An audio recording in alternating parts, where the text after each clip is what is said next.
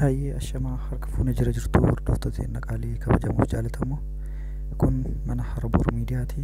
Harbor Miidiyaa irratti ammoo kan waliin ilaallu TikTokii gubbaa deemneetiin karaa salphaadhaan TikTok kenna yeroo viidiyoo maxxansinu namoota hedduu bira akka ga'uu fi namoota hedduu bira qaqqabee san immoo isaan illee haala salphaan laayikii yookiin immoo fooloo yookiin akkasumas wantoota garaagaraa kan bira dalagamu isaan birattis akkamitti dalagama yoo akkam goone immoo daddafnee fooloo hedduu argachuu dandeenya. Viidiyoo haala kamiyyuu maxxansine namoota hedduu bira deeme namoonni hedduun nullee arguu danda'anii nummootu namoota hedduu arguu namuu dandeenya kan jedhu haala salphaa viidiyoo qofa maxxansuun akkamitti akka irraa milkaa'uu dandeenyu waliin ilaalla.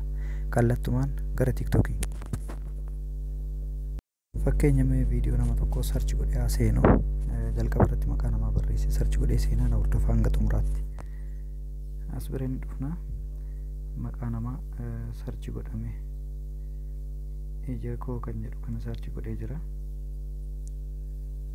Viidiyoo isaa bira dhaqa jechuudha kallattiin. Viidiyoo isaa keessaa mee gadi tuqeet viidiyootiin isaa keessaa viidiyoo tokko fudhadha jechuudha. Viidiyoo duwiitii irratti dalaguu barbaade tokko mee isa kana irratti haa dalagu duwiitii gadi tuqa jechuudha.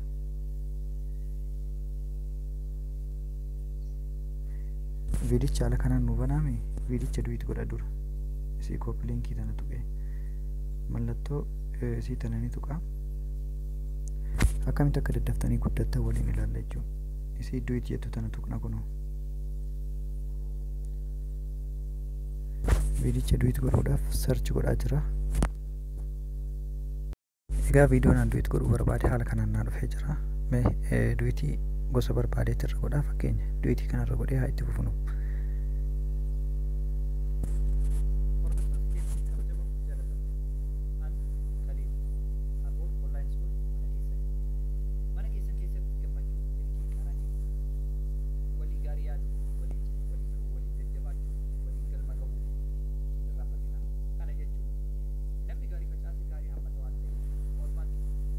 Hanguma kana mee haa waraabuti.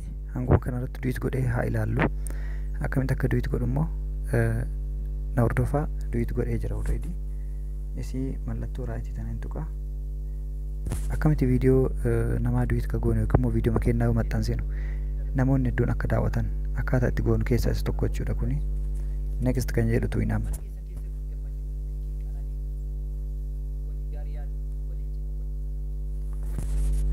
Already viidiyoo maxxansaa jirra waan ta'eef viidiyoo amma yoo maxxansu kana haala kamiin akka maxxansuu fi yeroo maxxansu namootaan hedduu bira akka dhaqu namootaan inni bira akka dhaquu qabu immoo laayikiin isallee dabalee nama sanillee akka dabalu an barbaadu eenyu ka jedhu haala haallume.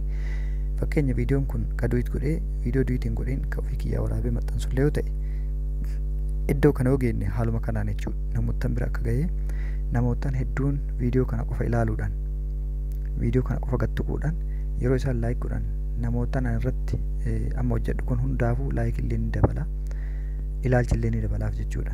Mee kallattiin haa deemnu. Jalqaba irratti bakka tokko ilaala.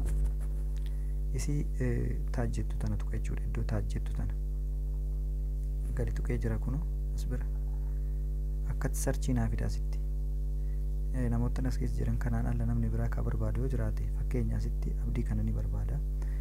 Mallattoo tana tuqa kuno adii tana dhufee yoo gad tuqu diimtuu taati. Namni biraa ka barbaadu jira naan jedhe gadi bu'ee mee asitti Oromiyaa laaf tuqee jira. Amma namni biraa hoo jira ka barbaadu naan jedhe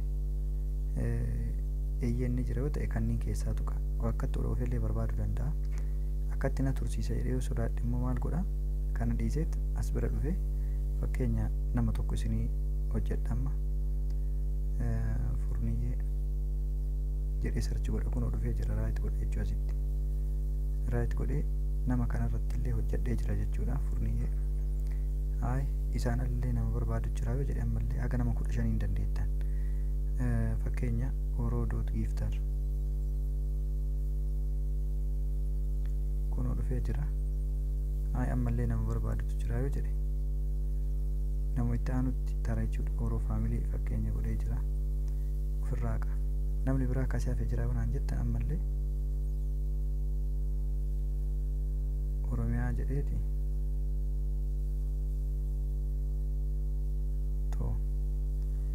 nama kana search godhee yoo naa fide kunoo nama kana qabadhee jira jechuudha.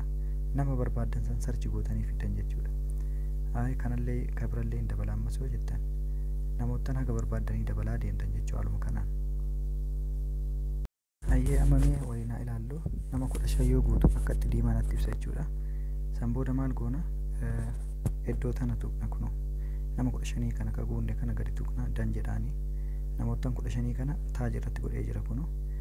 Ammallee dabalata namoottan hedduu bira akka dhaquuf yoo barbaadan iddoo kana mention tuqxu. Mention akkuma tuqeen amma eenyu bira akka dhaqu barbaada viidiyoo kana namoottan as keessa jiran keessaa tokko ammallee mention lama mention sadii mention namoottan bira akka inni naa dhaqu barbaadu jechuudha. afurii mention Oromiyaan shanii mention Hayatiin jaha ammallee Injiinar Faahimiin torba nama birallee ka barbaadu asitti barreessa jechuudha. 8 ammallee as bira dhufeet nama barbaadu barreessa. 9 ammallee as bira dhufee nama barbaadu qofa barreessa jechuudha. 10 nama haga 15 isin hayyamu waan ta'eef jechuudha. 11 ammaaf nagaa itti aanee immoo mee akkamitti ammallee haashii kana tuquudhaan namoottan hedduuf akka maqaan keessa yoo search godhan mul'atu haash isii tana tuqna jechuudha. Hashtagii tana tuqna. Fakkeenya Itiyoo TikTok irratti hashtag godha itti deebi'a. Ammallee Oromoo irratti hashtag godha. Afrika irratti hashtag godha. Namni waan kana search godhan argata. Capture irratti hashtag Duit irratti hashtag godha. Hashtagii kana ammallee Mansuur irratti godha. Fakkeenya Oromoo family jedhee namni tokko yoo search godhe akka dafee isaan bira dhaqu Oromoo family irratti godha. Maatii koo yoo jedhee search godhe akka bira dhaqu godha. Birahaanuu fakkeenya nama bebeekamoo namoonni hedduun irratti argamuu danda'an jettanii yaaddan hashtag gootan. Haala kanaan goonee erga xumurree booda hashtag goonee jirra, mention goonee jirra, asitti tag goonee jirra, tag people goonee jirra. Messaging keessa wanti keessan forever bira gaa jechuudha. All comment ka jedhu kanammoo on godhame. Commentiin hundillee akka achirra dhaqu. Yeroo kana amma eeggattu booda maal godha kallattumaan viidiyoon keenya sirriidha everyone jedha. Eenyutu laala ka jedhu on gootan everyone nama hunda. As biratti mootu yoo all commentiin onidha, allow duitiin onidha akka nam duit godhu. Allow switch illeen onidha. Asitti allow high quality uploaded ka jedhu on hin goone. Sababni bilbiloonni namoottan hedduu quality olaanaadhaan mul'isuu dhabuu danda'a waan ta'eef san booda maal gootan kallattiin post gootan jechuudha. Xumurree jirra. Egaa hordoftoota keenya qaalii kabajamuuf jaalatamoo viidiyoo keenya namoottan hedduu bira akka dhaquu fi namoonni hedduun akka arganiif haala kanaan sirreeffachuu dandeenya jechuudha. Horaa bulaa isin jaaladha isin kabajaa turtii hanga ammaatti nu waliin taasistaniif yeroo gaarii qabaadhaa jedha. Harbor online school kan keessanii qabadhaa jajjabeeffadhaa isin jedha. TikTokii Harbor Media ammoo bira dhaqaatii follow godhaa, share godhaa, tweet godhaa, waan jiru wal cinaa dhaabbadhaa isin jedha. Kun immoo mana Harbor online school gama YouTubetiin jiru jechuudha. Eessatti arganna YouTube isaa kana hojjettan karaa salphaa TikTokii Harbor Media jala dhaquun argachuu dandeettu. TikTokiin Harbor Media eessa jira hojjettan kunoo isa kana. TikTokiin Harbor Media isa kana haala salphaadhaan argachuu dandeettu. Akkatti TikTokii isaa iddoo kana gad tuquu qofaa YouTube isaatirra seenuu dandeettu.